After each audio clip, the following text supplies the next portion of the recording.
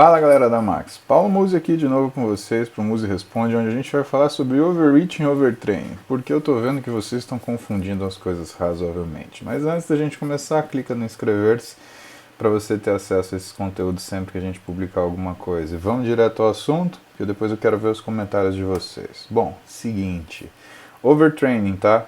Overtraining ele é uma doença, ele é uma patologia. É quando o seu corpo ele pega as alterações inflamatórias que acontecem por conta do treino e tornam isso em sintomas físicos de uma piora física ou de uma percepção quase de doença, e muitas vezes de doença, tá? Veja que o overtraining ele tem algumas manifestações. Tem manifestações fisiológicas óbvias, perda de performance, queda do peso, queda da força, alteração da frequência cardíaca, pode ser mais ou menos, alteração da massa muscular, sempre perda de massa muscular e uma sensação de fadiga crônica. Vou explicar para vocês porque isso acontece. Alterações bioquímicas, queda do glicogênio, queda da glicemia, aumento do lactato, aumento de catecolaminas, adrenalina e noradrenalina, aumento de cortisol e queda do estradiol. Estradiol, pessoal, é o primeiro hormônio que cai no overtraining, não é a testosterona. Tá? Então, antes de você ter qualquer problema relacionado à testosterona, primeiro você tem queda do estradiol. Importante que vocês saibam isso, que o estradiol, para o homem, ele está ligado a duas coisas muito importantes da qualidade de vida dele. Primeiro, a libido. Segundo, o desempenho sexual. Então, muitas vezes você fala, acho que a minha testo está baixa. Não, você está completamente enganado, seu estradiol que está baixo. Tá? A testosterona é responsável por outras coisas, mas isso fica para outros Musi Responde. Tá? Alterações psicológicas, apatia, irritabilidade, depressão, queda do apetite, aumento do sono, diminuição do humor. E imunológicas, aumento de infecção, aumento de citocina, febre, diminuição de IgA, diminuição de defesa do seu organismo e diminuição dos níveis de glutamina. Tá? Isso é importante saber, principalmente aquela menina que começou a ter candidíase, começou a ter infecção urinária, pode contar você está numa situação de overtraining. O homem é mais comum vias aéreas superiores. Começou com gripe, sinusite, rinorreia, alterações desse tipo, pode pensar um pouco mais na intensidade do seu trabalho, como você está periodizando ele, porque a coisa não está tão legal assim. Mas vamos falar da síndrome do overtraining. Os trabalhos mais legais do Jeffrey Kerr, já não é um trabalho tão novo assim, é de 2012, mas ele está muito bem explicado. Ele separa 3 situações que a gente chama diferenciando o que é o excesso de treinamento. O overreaching funcional. Isso é bom. Você trabalha sempre um tiquinho a mais do que você aguenta, porque em cima desse tiquinho a mais que você aguenta é que o seu corpo encontra estímulo para se ajustar e ficar melhor e te dar capacidade física. A gente aguenta fazer isso até algumas semanas, quando começa a ficar necessário a gente fazer um microciclo regenerativo, onde você trabalha no máximo 20% da sua carga, deixar o seu físico se ajustar.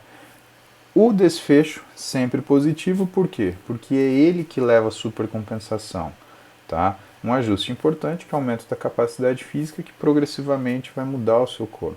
Depois a gente tem o overreaching não funcional. Esse é complicado. Isso é quando você está fazendo um overreaching que ele se prolonga mais do que semanas, ele começa a entrar meses, semanas ou meses. E aí é ruim. Por quê? Nessa fase de overreaching você começa a ter os sintomas da queda do treinamento. Então você começa a já não conseguir trabalhar com a mesma força, você começa a não conseguir sustentar o mesmo volume de treino. E isso você consegue perceber muito bem. E quando essa situação se prolonga e você começa a ter alterações no seu exame de sangue, aí você chama isso de overtraining, tá? Normalmente é quando você sustenta um overtraining não funcional por meses. Então você fica insistindo em dar porrada no seu corpo. Não dá um tempo de regeneração. Parou. Fica a dica para quando você estiver na academia, sentiu que aquela semana tua força não é a mesma, trocar o estímulo de treino para você conseguir fazer uma estimulação do músculo sem que isso faça com que você drene capacidade dele, tá? Se você não tem um treinador, é uma pena, porque o profissional de educação física nessa hora, ele não é só treinado para te acompanhar, ele é treinado para perceber isso minuto a minuto e entender, principalmente aqueles que são especialistas em treinamento resistido, o que ele tem que fazer para manter o seu nível de trabalho adequado. Mesmo que esse nível de trabalho adequado signifique um pouco menos de estímulo para permitir que você consiga se superar, tá? Lembra que fazer um bodybuilder é mais ou menos como fazer bolo, tá bom? Quanto que você cozinha um bolo? Qual que é a temperatura? E aí? Cadê os cozinheiros de plantão? 160, 180 graus. Ué, mas o meu fogão vai até 240, por que eu não faço com 240 e ele cozinha mais rápido? Porque o bolo não cozinha mais rápido. Com a temperatura alta, o bolo queima. O fisiculturista, se ele ficar massacrando o músculo dele, ele perde músculo, tá? Tenho certeza que vocês já notaram isso ou estão começando a perceber, se é que o treino de vocês já começou a ficar mais elaborado. Algumas coisas, elas fazem com que você tenha gatilhos da síndrome do overtraining. Vamos falar um pouco delas. O aumento da quantidade de carga sem a recuperação adequada. Então, você quer colocar 100% todo dia durante a semana. Um treino monótono, onde você não tem variação de estímulos. O excesso de competições. E isso, pessoal, é importante porque eu vejo muito fisiculturista querendo fazer 4, 5 competições no ano. Gente, não dá para um fisiculturista, isso é inviável. Tá? Os bons fisiculturistas que estão em níveis de competição internacional, eles fazem 1, 2 competições por ano, não fazem mais que isso, é uma classificatória e aquela que ele tem alvo. Tá? Distúrbios de sono, que eu sei que a maioria de vocês tem, né? Principalmente o pessoal que está em cidade grande, como é difícil você conseguir em relação, em função do barulho, do estresse, da grande quantidade de trânsito, ou das quantidades de condução que vocês têm que tomar, né? Então, galera, pensando em vocês, programem horários de sono, né? Vocês nem imaginam que horas são agora, eu nem vou contar pra vocês, senão vocês vão me xingar. Falar, pô, você tá falando pra gente, mas você não faz. Mas eu sou o rei de às vezes me acelerar. Por isso que eu tomo muito cuidado e por isso que eu tô falando pra vocês. Porque eu sei o que é overtraining na pele. E eu sei que se eu não falar algumas coisas pra vocês, vocês vão deixar passar, tá? Fatores estressores, incluindo vida pessoal. Então, tem harmonia na sua casa, harmonia no seu lar. Assista o Like a Machine do Eduardo Correia, você vai ver. Uma das frases que ele fala que é brilhante, ele tá no carro dele, pilotando, e ele fala assim, pô, uma das coisas que mata o bodybuilder é o estresse. Tá? Então tem essa conduta pacífica. Vê que os caras que têm os maiores físicos são os caras mais pacíficos que existem. Você não vai ver aquele cara, aquele griteiro, aquela bagunça. Cara, não existe isso. Pacato, controla seu cortisol, mantenha a sua suprarrenal sob controle, você vai ver que teu músculo rende muito mais. Doenças prévias, está saindo doença, você já vai e massacra o seu físico. Calma, deixa um tempo seu físico se realocar, tá? Algumas situações como a exposição à altitude. Exposição à altitude, pessoal, a gente tem que lembrar do pessoal que é aeronauta, então quem trabalha na aviação, pressurização, despressurização, 4, 5 voos por dia, voos de 12, 13, 15 horas, né? Então você que é aeronauta, fique atento, você tem uma chance de desenvolver um overtraining com mais facilidade, além do fuso horário, além da questão do sono, a questão de altitude, de alteração de pressão ela também conta. Heat injury, né? Ou seja, quando você está exposto a altíssimas temperaturas, então nossos amigos que fazem endurance, ou então pessoal que treina numa temperatura que está não adequada, né? Claro que o ar-condicionado bombando na academia também não é bom, mas não dá para ficar treinando uma sauna, né? E eu já vi gente colocar bicicleta na sauna para querer perder peso mais rápido. Pelo amor de Deus, não façam isso, senão vocês vão fazer xixi de todo o músculo que vocês têm. E uma coisa chamada bonk. O que é um bonk grave? Um bonk é quando você solta todo o seu glicogênio de uma vez. Estratégias de bonk a gente chama muito no endurance. Então, por exemplo, o pessoal que faz ciclismo, corta o carboidrato de uma vez, ele despreza o glicogênio e não consegue refazer. A gente chama isso de bonk. Tá? Isso leva para overtraining imediato. Tanto que os trabalhos que falam, por exemplo, de depleção de glicogênio em razão de uma tentativa de supercompensação para programar para a prova, eles fazem isso de uma forma muito lenta. Eles vão tirando o glicogênio em 3 semanas, para depois recuperar ele. Tá? Mas sempre que você falar de endurance, a retirada do glicogênio abrupta é ruim. O que são formas preventivas de vocês evitarem o overtraining? Então, a primeira coisa, a periodização do treinamento. Segunda coisa é o descanso pré-competição. Terceiro é ajustar a intensidade e o volume de treino baseado na sua performance, no seu humor. Então o seu treinador, ele é também um termômetro imediato, saber como é que você está se sentindo, o que você está passando, para ele conseguir justamente conciliar tudo isso e entender o que você é capaz de fazer naquele momento. Adequar as quantidades de calorias para o seu treinamento. Muita gente entra em overtraining porque não tem uma alimentação adequada. Aliás, minha opinião, é um dos fatores predisponentes mais comuns. A hidratação adequada, né? Deus está vendo você beber 8 latas de cerveja no final de semana e não conseguir tomar 2 copos de água no seu dia. Viu, Garanhão? Tô sabendo. A quantidade de carboidrato durante o exercício, no caso dos exercícios de endurance, a quantidade adequada de sono para você ter uma reparação, fazer uma resiliência mental, que é o que? É você ter a sua motivação, você ter a sua capacidade de assertividade. Você chegar na academia, eu vou fazer isso, e você conseguir realizar aquilo que você se propõe. Tá? A retirada de treino depois de infecção, de uma situação que você estava num ambiente muito quente ou períodos de alto estresse. Então você tem que saber dosar o quanto você dá de intensidade no exercício. Eu falo isso porque muita gente fala, inclusive eu já passei por isso e às vezes eu faço isso de forma errada, eu desconto meu estresse no peso. Isso não é o melhor para o teu músculo, pode ser para tua cabeça, mas para o teu músculo não é, tá? Evitar condições ambientes extremas, muito frio, muito calor, né?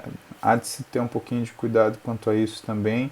E sempre ter uma noção do seu nível de estresse para que você consiga conciliar a academia de uma forma mais adequada possível, mais benéfica possível.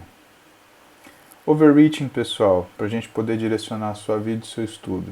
Então, é uma etapa obrigatória do treinamento, porque você sempre vai treinar um pouquinho mais do que você consegue. Quando é um overreaching funcional, é desejado. Overreaching no seu significado, ele é uma coisa positiva, quer dizer, você está se superando, é quase um overcoming, tá? Overreaching, ele é necessário. Quando ele é não funcional, ele precisa de planejamento. Você pode fazer um microciclo de choque, onde você vai atingir um overreaching não funcional, mas vai durar lá seus 4, 5 dias. Depois você faz um ciclo regenerativo e tudo se resolve. Microciclos de choque sustentados, eles são overreaching não funcional. Então você acha que você tem que subir o peso cada vez mais durante as semanas, durante o mês. Não é assim, você sobe quanto o seu corpo tolera. Notou que teve variação da força ou da sustentação da força, é hora de você repensar a intensidade e a vontade que você está entrando na academia. O overreaching não funcional sustentado leva ao overtraining. Lembra, se você fizer um overreaching funcional durante semanas, dias e semanas, legal, você faz seu ciclo regenerativo, recupera. Overreaching não funcional, se você tiver um objetivo muito específico, você recupera. Agora, se você levar além das semanas do overeating não funcional, arrastar ele por meses, você vai chegar num overtraining. E você deve ficar atento, principalmente com alterações agudas de dieta ou alterações sustentadas de sono e descanso. Aguda de dieta porque normalmente você tem aquele dia que você não comeu de noite antes de você dormir, ou então você está mal alimentado, ou você comeu qualquer coisa. Isso é comum acontecer na vida da gente, principalmente treinadores que treinam. Vocês passam 16, 18 horas de pé, vocês atendem 10, 12, 16 pessoas no dia, e eu sei que vocês ficam, ó, Deus está vendo, vocês comendo marmita escondido, engolindo, comendo até pelo nariz, tá? Os pacientes mais prejudicados que eu tenho são treinadores, pessoal. Tem que ter um cuidado especial com essa classe profissional. Vocês fazem o uso profissional da capacidade física de vocês. Vocês não vão fazer o seu treino descansado. Ou vocês ficaram de pé o dia inteiro, ou vocês treinaram, por exemplo, 5, 6 minutos, vocês agacharam 5, 6 vezes no dia já. Para pensar nisso, tá? Então, alteração de dieta em treinador é uma coisa gravíssima, tá? E alterações sustentadas de sono e descanso, né? Aí vale para todo mundo, é uma coisa que a gente tem cada vez mais que se policiar, até porque essas diabo eletrônico aqui não deixa a gente quieto de jeito nenhum, não é verdade? Então, hora de dormir, deixa o celular de lado, desliga e vai descansar para você fazer massa muscular. Overtraining, ele é indesejado no processo de treinamento. Qualquer praticante de atividade física pode desenvolver. Não fica achando que você não é atleta, que você não vai ter isso, porque você pode ter também, sim senhor. Ele é causado por alterações no equilíbrio estímulo-repouso, ou seja, você não está dando repouso adequado para o estímulo que você está dando, ou a sua recuperação via alimentação não está sendo eficiente. Então, dieta hipocalórica para quem treina, pessoal, não é tirar 500 calorias de uma vez, 1000 calorias de uma vez, não. É lento, é de pouquinho em pouquinho. Tá? E lembra que o resultado de quem treina é quando você aumenta a caloria. A diferença principal de uma nutrição clínica para uma nutrição esportiva é que a nutrição clínica ela vai caindo a caloria até se adequar ao que é o gasto basal do indivíduo. E a nutrição esportiva, ela vai subindo a caloria e não diminuindo para se adequar com o nível de capacidade física que o sujeito precisa desenvolver para chegar ou no físico que ele quer ou no desempenho que ele precisa, tá? Atentos a isso.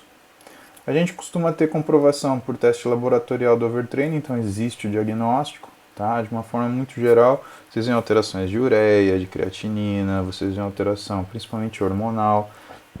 De novo, o primeiro hormônio que cai, estradiol. Importante você saber isso. E tem uma variação também de neuroeixo que é muito importante você saber. Nem sempre no overtraining vocês vão ver um cortisol aumentado. Pelo contrário, muitas vezes vocês vêem um cortisol baixo. Então o que a gente sabe?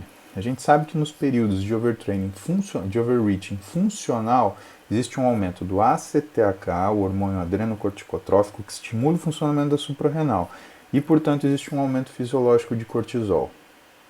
Quando o sujeito está bem adaptado, o que acontece? O ACTH ele fica normal, estável, e o cortisol fica estável. Quando você faz um novo overreaching funcional, você tem um aumento do ACTH, mas o cortisol não muda. E quando você tem overtraining? Quando você tem overtraining, os dois estão caindo. O ACTH cai e o cortisol cai, porque o estresse é tão grande que o teu corpo tenta desligar a sua suprarrenal. Então, ele é muito parecido com uma doença.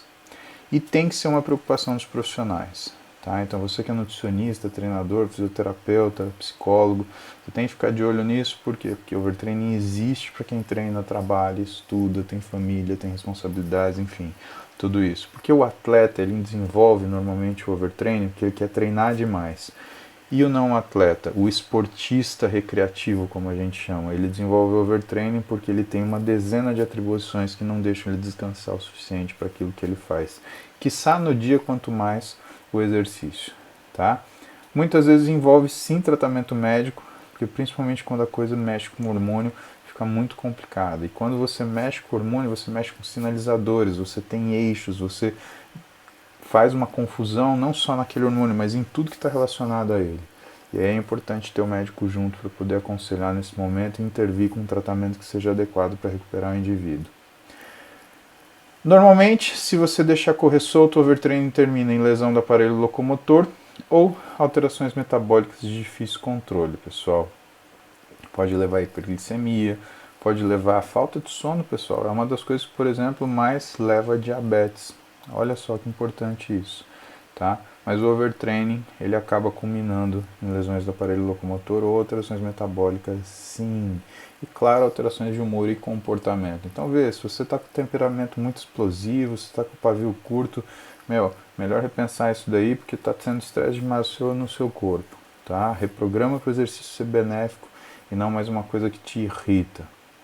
Era isso que eu tinha para falar para vocês hoje nesse Mundo Responde do Overeating Overtraining. Inscreva-se aí embaixo no canal, deixe seu comentário, me orienta naquilo que você quer conversar comigo. Como eu falei para vocês, algumas perguntas eu vou responder que vocês deixarem aí, a outras eu vou guardar para mim, vou fazer outros Mundo Responde, porque eu tenho certeza que tem muita coisa aí que vocês compartilham de dúvida que vale a pena a gente dar uma repassada. Beleza, pessoal? Beijão no coração, bom dia para vocês, bons treinos e juízo.